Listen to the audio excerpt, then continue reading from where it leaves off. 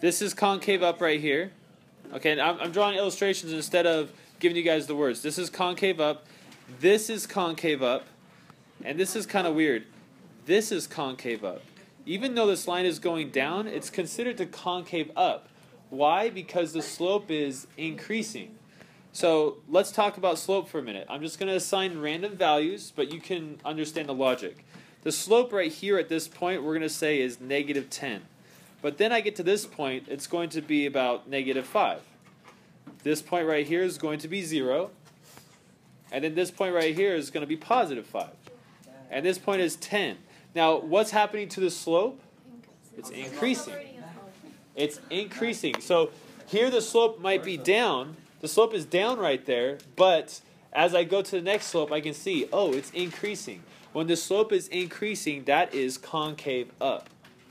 That's why this one is concave up. That's why this one, even though it's going down, is technically concave up. Because it would go, let's assign different numbers. Negative 25, this would be negative 15. And this would be negative 10, right? Because it's slowly leveling out to finally 0, right? It's going up. All right? So concave down would be the converse of that. So let's write concave down. Draw a couple of lines for that. This is concave down. And then this would be concave down. And this would be concave down. Because of the opposite. So like this would be positive 10. And then this would be 5. And this would be 0. And this would be 5. And this would be, oh, I'm sorry, negative 5. And this would be negative 10. Does that make sense to you guys? This one right here, same idea. That would be 10. This would be 5. This would be 2. Whatever. The slope is decreasing. Whenever the slope is decreasing, it's concave down. Okay, oh, so I like this illustration. It was in the book. This is a function right here that has both concavities. It's concave. What is this? Concave down or up? Concave down. That's concave down. And then right here at this point, it goes up. Okay? Look, no, it's not undefined. It's kind of undefined. No, it's not right to say undefined, but I know what you're saying. You're trying to set it equal to 0, which we'll get to. So this part is concave down.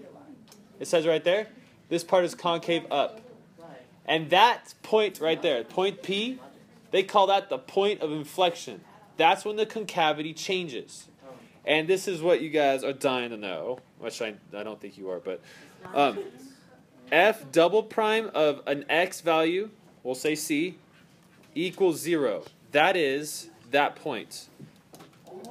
Oh, yes. That's kind of cool, huh? I see it. Okay, so let's try an example. Now, there's this example. Oh, yeah. Okay, so this is just telling you. Okay, hold on. Let's go back to this. So, check this out. In this part right here, when it's concave down, F double prime of C is less than 0. So it's negative. Whenever it's negative, you know it's concave down.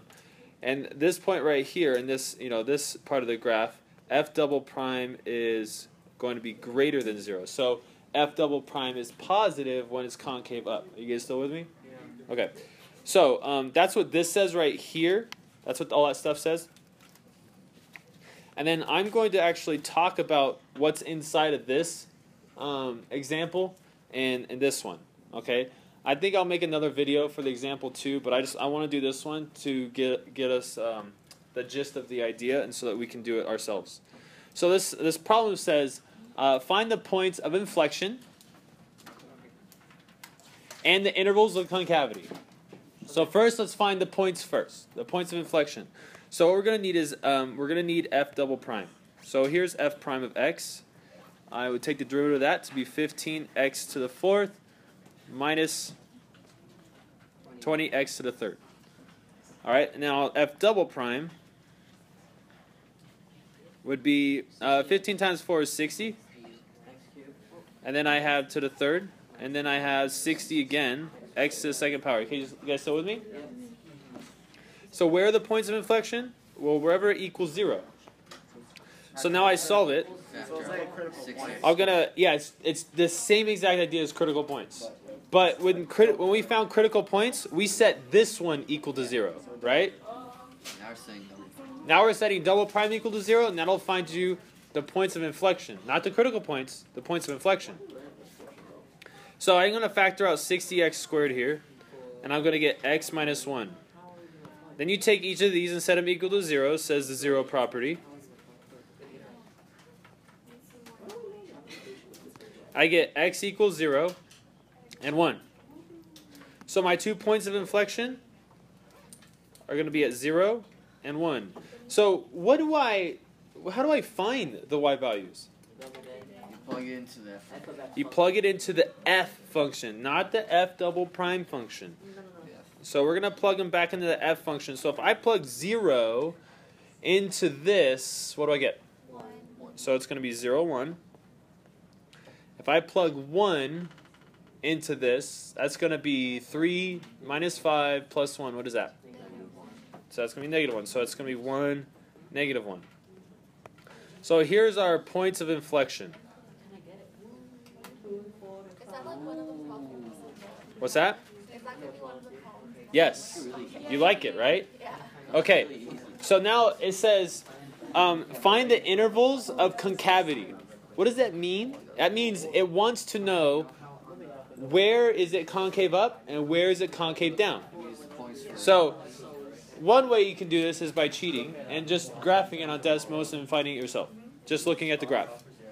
Another way is to draw an x-axis and then draw your two x values where you find points of concavity. Yes, it's just like critical points. So if you want to find, like, if it's concave up or down in this interval, that interval is negative infinity to 0. What you do is you're going to pick one point in here, and you're going to plug it into what? You're going to plug that into double prime, right? Plug that into double prime. So it's going to be f double prime. Let's plug in negative 1. Hey, I know you guys get it. Can you guys chill for a sec? Okay. Now what I'm trying to do is I'm trying to see if I get a negative value right here or a positive value. If I get a negative, it's concave down for this interval. If I get a positive, it's concave up for that interval. Okay? Now if I do this out in my head, that's going to be a negative 60. If I do this out in my head, that's going to be another negative 60. So it's going to be negative, right? So that means it concaves down between in the interval from negative infinity to 1. It concaves down.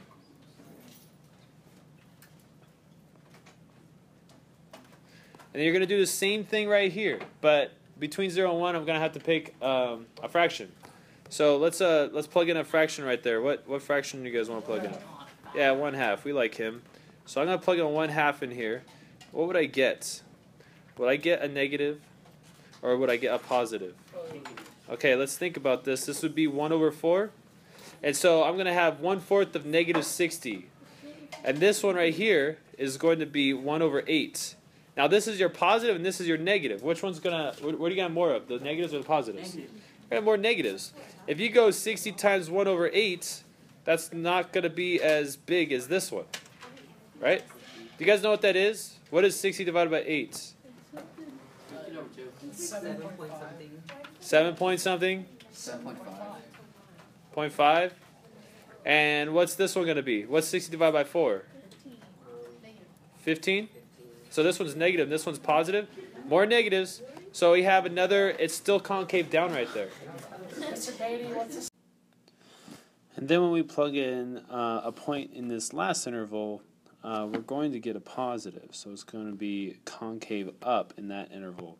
So that's going to be from 1 to positive infinity, concave up.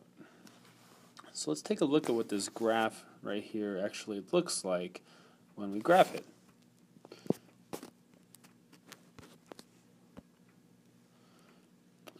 As you can see right here, from negative infinity to 0, or actually to 1, 1 is where we got one of our inflection points. Actually, x equals 0 is where we got our first inflection point, and then our second inflection point is at 1. So right about there, this graph stops curving down and starts curving up. Which is kind of crazy that the inflection point right there, maybe if we zoomed in, it would look more like the curve is changing at that point. I'm going to have to trust the math on this one. But anyway, so here's concave down, concave down, concave down. Now it's starting to concave up, and it finishes off like that. So that's what we can use the second derivative for.